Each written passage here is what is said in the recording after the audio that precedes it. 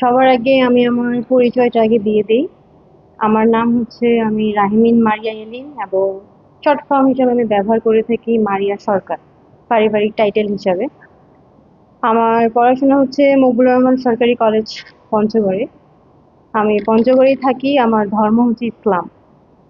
আমি গত 23 বা 24 তারিখের দিকে, সঠিক টাইমটা আমি বলতে পারতেছি না, মাননীয় প্রতিমন্ত্রী ফরহাদ হোসেন আজাদের মহোদয়ের যে নির্বাচনের আগে আমি মানে একটি বলা যায় যে রেস্টুরেন্টে বসে একটা সংগঠনের প্রোগ্রাম নিয়ে আলোচনা করতে একটি ছবি তোলা হয়।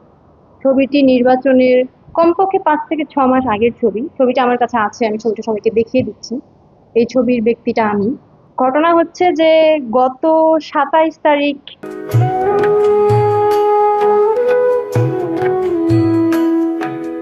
যে মাননীয় প্রতিমন্ত্রী ফরহাদ হোসেন আজাদকে নিয়ে, যে মহোদয়কে নিয়ে যে অশ্লীল একটা ভিডিও ভাইরাল হয়, আমরা সকলেই দেখেছি। তো এই ভিডিওর সাথে আমার এই ছবিটা অ্যাড করে দিয়ে বিভিন্ন ফেসবুক সোশ্যাল নেটওয়ার্কিং এ ছাড়ানো হচ্ছে এবং একটা ভুল বায়োডাটা দেওয়া হচ্ছে। কিন্তু দুঃখের বিষয় যে আমি সেই মেয়েটি নই, কিন্তু সেখানে আমার এই ছবিটা ব্যবহার করে ভুল বায়োডাটা দেশ বা সমাজের কাছে বারবার প্রচার করা হচ্ছে। এতে আমার ইমেজ নষ্ট হয়ে যাচ্ছে। আমার একটা সামাজিক পরিবেশে থাকতে হয়, আমাকে একটা বিভিন্ন জায়গায় যেতে হয়, আমি একটা উপস্থাপনা করি এবং উপস্থাপনা করার সূত্রে আমার বিভিন্ন রাজনৈতিক প্রশাসনিক বর্গের সাথে যোগাযোগ আছে এবং ছবিও আছে। আমার বিভিন্ন রাজনৈতিক ব্যক্তির সাথে ছবি আছে, কিন্তু আমি রাজনীতি করি না বলেই এই জন্যই আমি কোনো ছবি ছাড়ি না।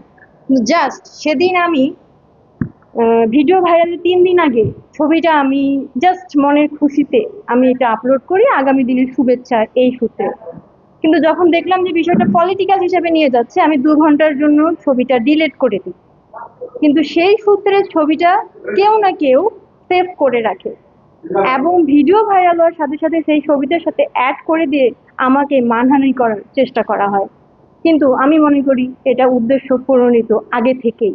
আমি সবার কাছে বিচার চাইছি এবং আমি মনে করি এই যে ভিডিও, এই যে ছবিটা ভাইরাল করা হলো, আমি মনে করি এটা পুরোপুরি একটা ফেক, যেখানে মুখ দেখা যায় না। এটা এআইও হতে পারে, এটা তৈরি করাও হতে পারে, বা বলা যায় অতীতে কোনো ওয়াইফের সাথে ছবি তোলাও হতে পারে। একটা ছবি আপলোড করার আগে 10 বার ভাবা উচিত ছবিটা আসলে রিয়েল কিনা। সেই জায়গায় বারবার আমার ছবিটা দিয়ে আমাকে হিন্দু তরুণী বলে বারবার যে আমার মানহানি করা হচ্ছে, এর জন্য আমি সবার কাছে বিচার চাচ্ছি।